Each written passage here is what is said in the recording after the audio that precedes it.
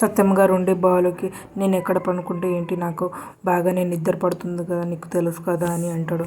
నిన్ను మంచం మీదే పనుకోవాలని ఎప్పుడు ఆశించను అని చెప్తాడు. ఆ మాటకి బాలు ఉండి, అది కానీ నాన్న, గదిలో అంటే కొంచెం చాలా బాగా నిద్ర పడుతుందని, కొంచెం మంచం మీద అంటే కొంచెం బాగుంటుంది, ఇక్కడంటే నేల మీద పడుకోవాలి, పొద్దున్న లేస్తే వాళ్ళ నొప్పులు వస్తాయి, గుమ్మంలోనే దుమ్మంతా హాల్లోనే పడుతుంది, ఇప్పుడు చలికాలము ఇబ్బంది అవుతుంది నాన్న అని చెప్తూ ఉంటాడు. ఆ మాటకి సత్యం గారు ఉండి, నేనేమైనా డబ్బులు ఉన్న వాళ్ళ ఇంట్లోనే నేనేం పుట్టలేదా, గదిలోనే పనుకోవాలని, నాకు ఈ గదిలోనే పనుకుంటే ఆయన నిద్ర వస్తుందని, నాకు అలాంటి ఆలోచన లేవురా అని చెప్తున్నా. ఆ మాటకి మీనా ఉండి అదే టైంకి హాల్లోకి వస్తూ ఉంటుంది. అక్కడున్న బాలు ఉండి, ఆయన ఉండొచ్చు నాన్న, ఇప్పుడు గది ఉంది కదా, ఇప్పుడు నువ్వు ఒకటి ఇక్కడ పనుకోవడం ఎందుకు అని అడుగుతుంటా. ఆ మాటకి సత్యం గారు ఉండి, నాకు ఇక్కడ పనుకోవాలనిపిస్తుందిరా, నన్ను ఎందుకు ఇబ్బంది పడుతున్నావు అని అడుగుతాడు. వెళ్ళి పనుకోండి అని చెప్తున్నా. మీనాకి అమ్మ బాలుని పిలుచుకుపో అని చెప్తాడు. ఆ మాటకి బాలు ఉండి, నాన్న మీరు చిన్నపిల్లలాగా మాట్లాడుతున్నారు, మీరు గదిలోకి ఎందుకు వెళ్ళరు నాకు తెలుసు, ఏదైనా ఉంటే రేపు పొద్దున మాట్లాడుకుంటాము, మనసులోంచి తీసి వెళ్ళి గదిలో పనుకోనన్నా. సత్యం గారు ఉండి, రే నేను ఆ గదిలోకి వెళ్ళాలని అనుకోవట్లేదు, నన్ను ఇంతకంటే ఎక్కువ బలవంతం చేయకు నువ్వు అని అంటాడు. ఆ మాటకి బాలు ఉండి, అది కాదు నాన్న అని అంటాడు. ఆ మాటకి మీనా ఉండి మావయ్య గారు అని పిలుస్తుంది. అక్కడున్న సత్యం గారు ఉండి మీనా వైపు చూస్తూ ఉంటాడు. అక్కడున్న మీనా ఉండి, వాళ్ళు ఎలాగో 2 లక్షలు తిరిగి ఇచ్చారు, ఇంకా 2 లక్షలే కదా మావయ్య, తర్వాత ఇస్తానని చెప్పింది కదా రోహిణి, మేము కూడా ఆ విషయం గురించి మేము కూడా ఆలోచించట్లేదు, మీరు ఒక్కసారి అత్తయ్య దగ్గర మాట్లాడితే మాకు బాగుంటుంది, మీరు ఒక్కసారి అత్తయ్య దగ్గర మాట్లాడండి మావయ్య గారు అని అంటుంది. ఆ మాటకి సత్యం గారు ఉండి, చూడమమ్మీనా, ఇప్పుడు సమస్య డబ్బు విషయం కాదు, ఆ డబ్బు ఈరోజు వస్తాయి రేపు పోతాయి, మీ అత్తయ్య ఉన్నారు కదా, మీ అత్తయ్య బుద్ధి నాకు నచ్చట్లేదమ్మా అని చెప్తాడు.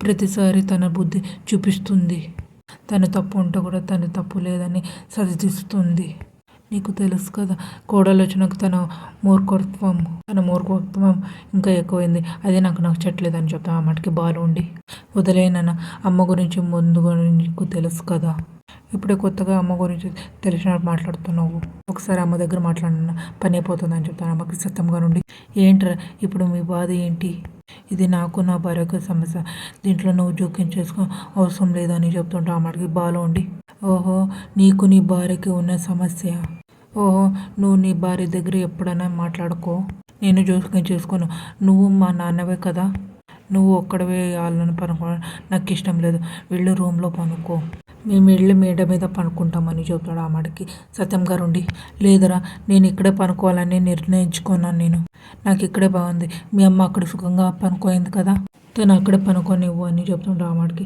ప్రభావతి దిండి తీసుకుని కిందకు వచ్చి ఉంటుంది హాల్లోకి. అక్కడున్న సత్యం గారిని చూస్తూ ఉంటుంది ప్రభావతి. అక్కడున్న సత్యం గారు ఉండి ప్రభావతి వైపు చూసి తలకాయ వంపుకొనిస్తాడు. అక్కడున్న బాలు కూడా ప్రభావతి చూసి తలకాయ వంపుకొనిస్తాడు. అక్కడున్న మీనా ఉండి సత్యం గారి వైపు చూస్తాడు. అక్కడ ప్రభావతి ఉండి, నేను ఒక్కదాన్ని ఆ గదిలో సుఖంగా పనుకోవాలనుకోవట్లేదు, నా కోసం వేరే వాళ్ళు బయట పనుకోవాలని నాకు ఇష్టం లేదు, నేను కూడా ఇక్కడే పనుకుంటాను అని చెప్తుంది. ఆ మాటకి మీనా ఉండి, అయ్యో అత్తయ్య మీరెందుకు ఇప్పుడు బయటకు వచ్చారు, మీరు వెళ్ళి గదిలో పడుకోండి, కాసేపట్లో మావయ్య గారు వస్తారు, ప్రభావతండి ఏం అవసరం లేదు, నేను కూడా ఇక్కడే పనుకుంటాను అని చెప్తుంది.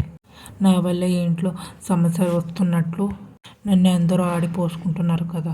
బాలుండి ప్రభావతి వైపు చూస్తూ ఉంటాడు. అక్కడ ప్రభావతి ఉండి, కొంతమంది అయితే నా దగ్గర మాట్లాడేది ఇడిచిస్తున్నారు అని చెప్తుంటాడు. అక్కడ బాలు ఉండి, నాన్న నువ్వు వెళ్ళి గదిలో పడుకో నాన్న, వెళ్ళు నాన్న అని చెప్తాడు. అక్కడ సత్యం గారు ఉండి దిండు దుప్పటి తీసుకొని పైకి వెళుతూ ఉంటాడు.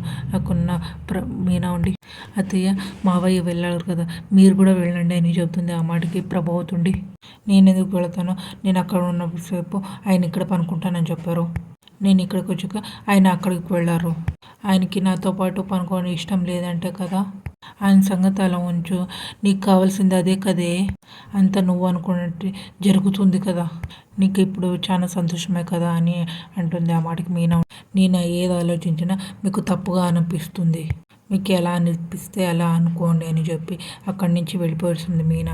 అక్కడున్న బాలు ఉండి వాళ్ళ అమ్మకి, నువ్వు మీనని ఏదో అనకపోతే నీకు నిద్ర పట్టదుగా, నువ్వు పనుకో, బాగా పనుకో, సంతోషంగా పనుకొని హాయిగా నిద్రపోయేది అని చెప్పి అక్కడి నుంచి వెళ్ళిపోయాడు బాలు. అక్కడున్న ప్రభావతి ఉండి దిండి తీసుకొని కింద వేసేస్తుంది. కోపంతో కింద కూర్చొని ఆలోచిస్తూ ఉంటుంది. అక్కడున్న మీనా ఉండి, కిచెన్ రూమ్లోకి వచ్చి టీ పెడుతూ ఉంటుంది. అదే టైంకి శృతి లేచి వస్తుంది.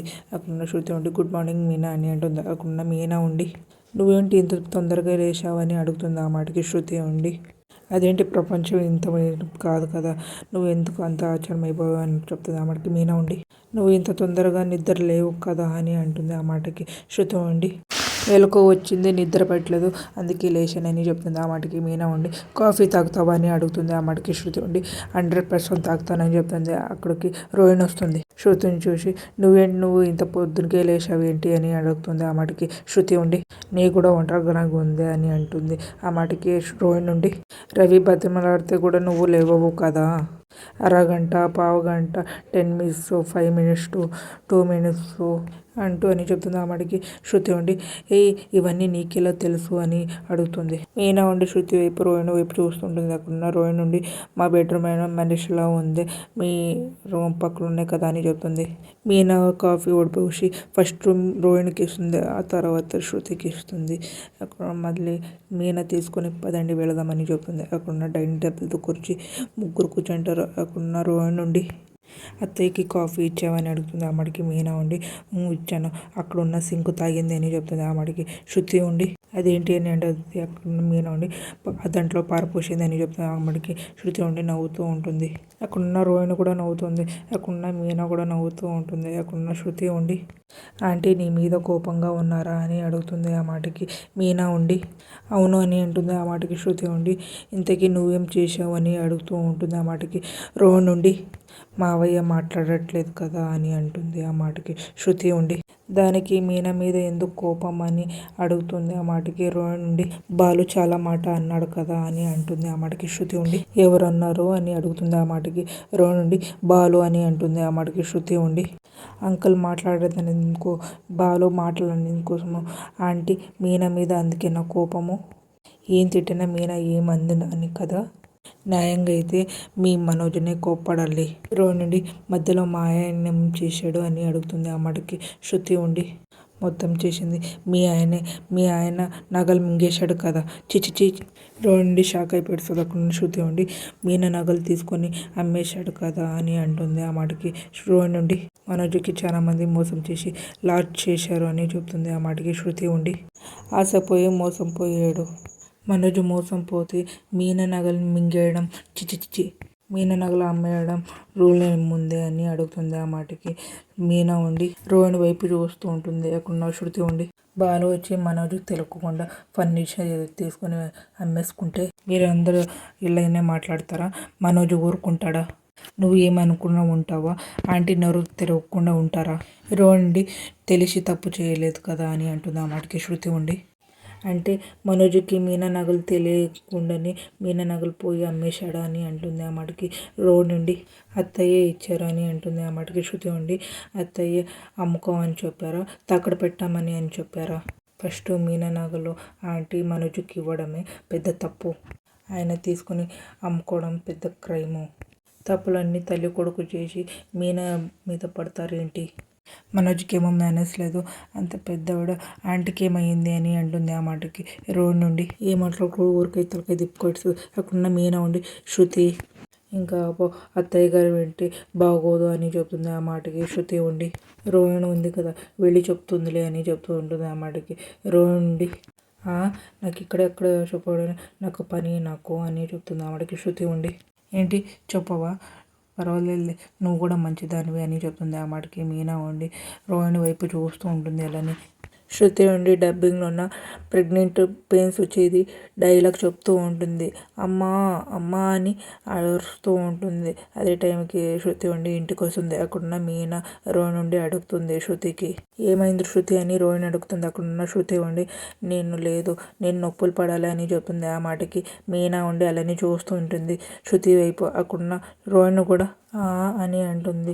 అక్కడున్న శృతి ఉండి వెరీ పెయిన్ఫుల్ అని చెప్తుంది. అక్కడున్న రోహిణి ఉండి ఏం శృతి ఏమేమో మాట్లాడుతున్నావు ఏంటి అని అడుగుతుంది. ఆ మాటకి శృతి ఉండి ఒక లేడీ నొప్పి పడే సీను, ఒకటి డెలివరీ అయిన సీను నిజంగా ఎంత స్వేస్ఫుల్ కదా అని అంటుంది. ఆ మాటకి రోహిణి నుండి మొదటి 3 నెలలు వాంతి చేసుకుంటూ ఉంటామని చెప్తుంది. ఆ మాటకి మీనా ఉండి రోహిణి వైపు అలానే చూస్తూ ఉంటుంది. శృతి కూడా రోహిణి వైపు చూస్తూ ఉంటుంది. అక్కడున్న రోహిణి నుండి ఏదైనా పుల్ల తినాలనిపిస్తుంది.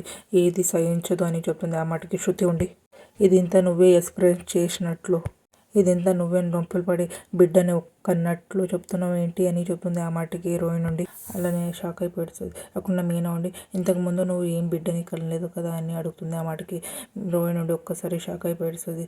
మీకు ఇష్టమైతే లైక్ చేయండి, సబ్స్క్రైబ్ చేయండి, కామెంట్ చేయండి, షేర్ చేయండి. Thank you.